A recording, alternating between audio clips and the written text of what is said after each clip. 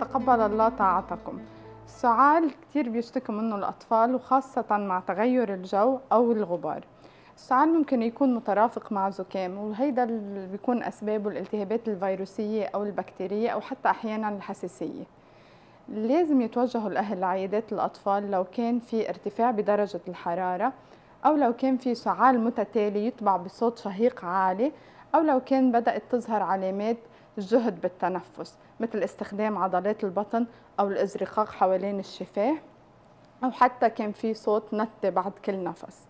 وآخر علامة بتستدعي إنه التوجه لعيادات الأطفال هي تغير الوعي عند الأطفال، لأنه هيدا بدل هبوط بنسبة الأكسجين بالدم، وبيجوا على العيادة ونحن بنقوم بواجبنا تجاههم.